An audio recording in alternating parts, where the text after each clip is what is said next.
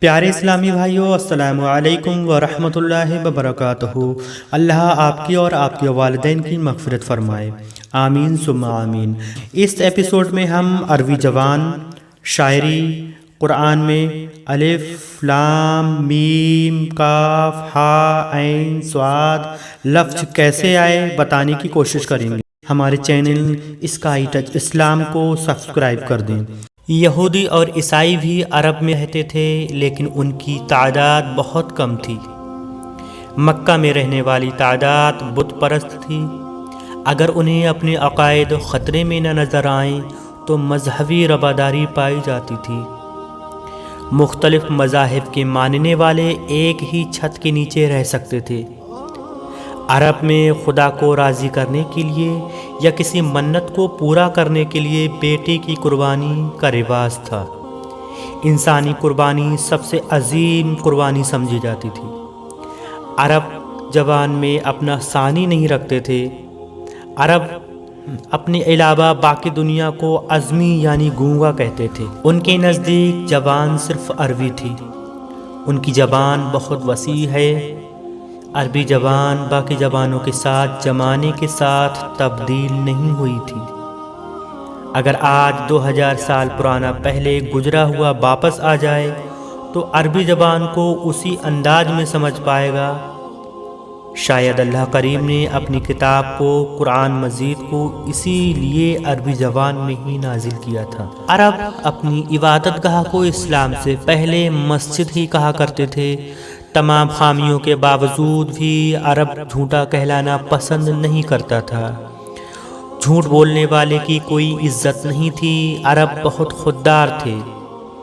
عرب میں کوئی کتاب موجود نہیں تھی، نہ الہامی کتاب اور نہ انسان کی لکھی ہوئی کتاب۔ قرآن کریم عربی زبان کی پہلی کتاب ہے۔ علم کا معیار شاعری تھا۔ شاعر کو سب سے زیادہ علم والا سمجھا جاتا تھا۔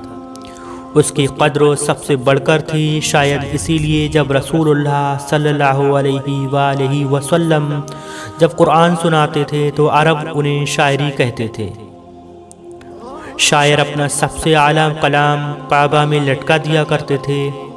باقی معاشرے میں شاعر ایک ادیب کی حیثیت رکھتا ہے، لیکن عرب میں شاعر ایک ہی تخت میں ادیب، طبیب، روحانی، پیشوا اور دانشور تصور کیا جاتا تھا۔ عرب میں ذوق کی تسکین کا واحد ذریعہ شاعری تھا۔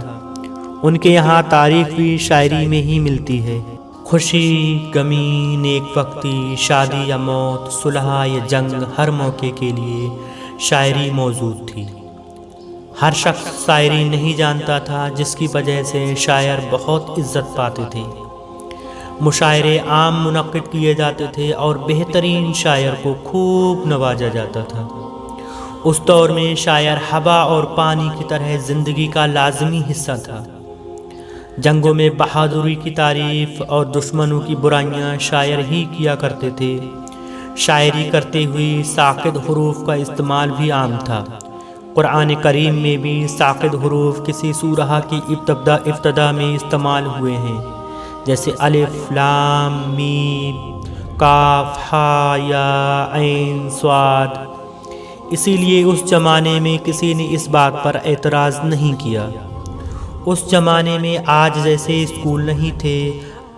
سب لوگ اپنے والدین اور قبیلے کے لوگ سے ہی سیکھتے تھے۔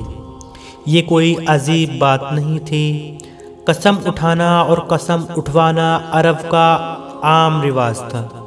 کسی چیز پر زور دینے کے لیے یا اہمیت بتانے کے لیے عرب قسم اٹھایا کرتے تھے۔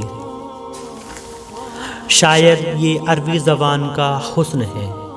پیارے اسلامی بھائیو، اگر آپ کو اسلام کے بارے میں کوئی نئی نالج اس ویڈیو کے ذریعے ملی ہو تو الحمدللہ انشاءاللہ کوشش کریں کہ اگلی ویڈیو میں بھی کچھ نیا سیکھنے اور سکھانے کی کوشش کریں۔ جب تک کے لیے ہمارے چینل کو سبسکرائب کیجیے اور ملتے ہیں اگلے ایپیسوڈ میں۔ تب کے لیے اللہ حافظ۔